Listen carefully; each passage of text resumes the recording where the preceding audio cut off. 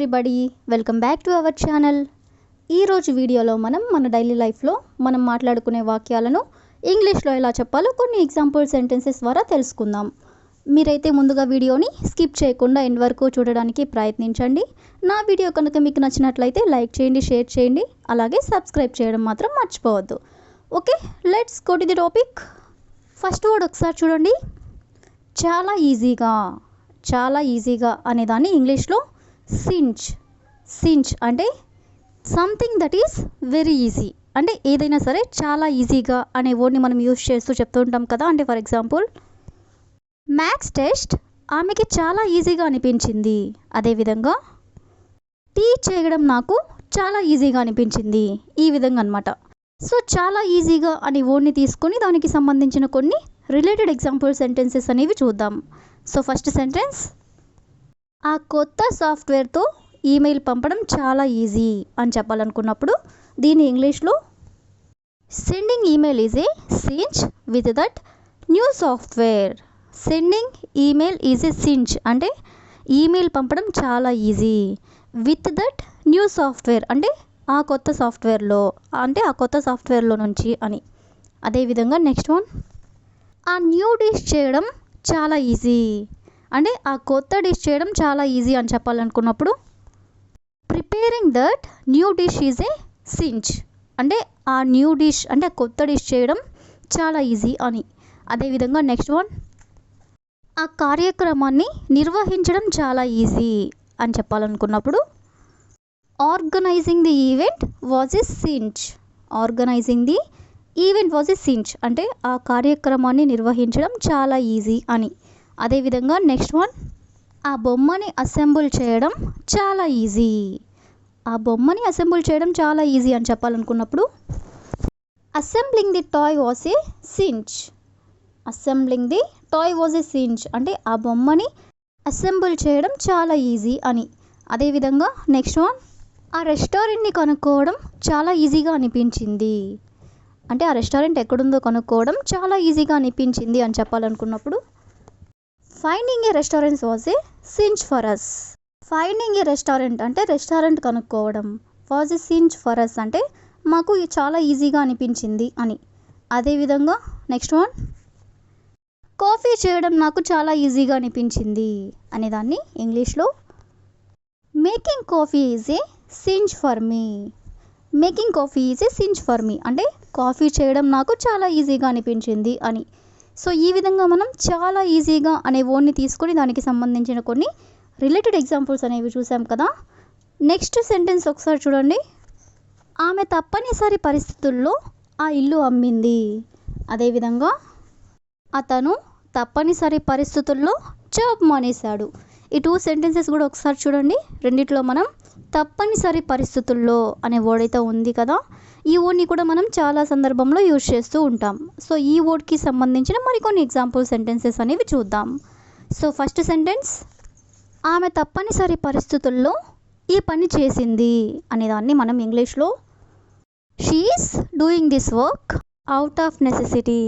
She is doing this work అంటే ఆమె ఈ పని చేసింది అవుట్ ఆఫ్ నెసెసిటీ అంటే తప్పనిసరి పరిస్థితుల్లో. అదేవిధంగా నెక్స్ట్ వన్, మేము తప్పనిసరి పరిస్థితుల్లో అక్కడికి వెళ్ళాము అనేదాన్ని ఇంగ్లీష్లో we went there out of necessity. We went there అంటే మేము అక్కడికి వెళ్ళాము. అవుట్ ఆఫ్ నెసెసిటీ అంటే తప్పనిసరి పరిస్థితుల్లో. అదేవిధంగా నెక్స్ట్ వన్, ఆమె తప్పనిసరి పరిస్థితుల్లో అతని డబ్బు తీసుకుంది అంటే తప్పనిసరి పరిస్థితుల్లో ఆమె అతని డబ్బులు తీసుకుంది అని చెప్పాలనుకున్నప్పుడు she took his money out of necessity. She took his money అంటే ఆమె అతని డబ్బులు తీసుకుంది అవుట్ ఆఫ్ నెసెసిటీ అంటే తప్పనిసరి పరిస్థితుల్లో. అదేవిధంగా నెక్స్ట్ వన్, వాళ్ళు తప్పనిసరి పరిస్థితుల్లో అతని ప్రతిపాదనని అంగీకరించారు. దీని ఇంగ్లీష్లో they agreed to his proposal out of necessity. They agreed అంటే వాళ్ళు అంగీకరించారు. టు హిస్ ప్రపోజల్ అంటే అతని ప్రతిపాదనని.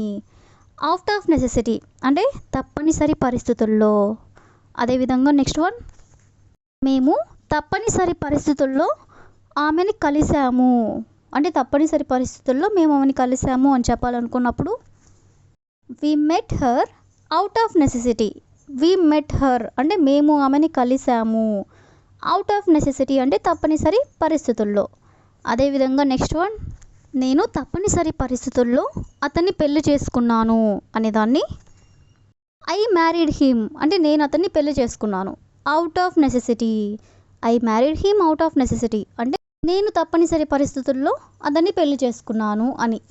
అదేవిధంగా నెక్స్ట్ వన్, ఆమె తప్పనిసరి పరిస్థితుల్లో జాబ్ మానేసింది అని చెప్పాలనుకున్నప్పుడు she quit the job out of necessity.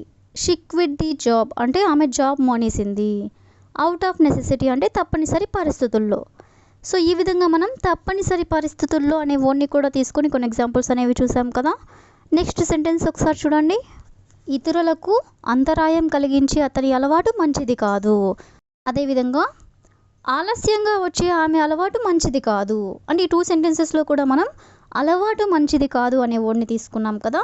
So ఈ వర్డ్కి సంబంధించిన కొన్ని ఎగ్జాంపుల్ సెంటెన్సెస్ అనేవి చూద్దాం. సో ఫస్ట్ వన్, గందరగోళం సృష్టించే అతని అలవాటు మంచిది కాదు అనే దాన్ని మనం ఇంగ్లీష్లో his habit of creating a mess is not good.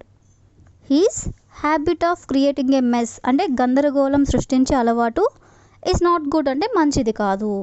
అదేవిధంగా నెక్స్ట్ వన్, జంక్ ఫుడ్ తినే ఆమె అలవాటు మంచిది కాదు అని చెప్పాలనుకున్నప్పుడు her habit of eating junk food is not good.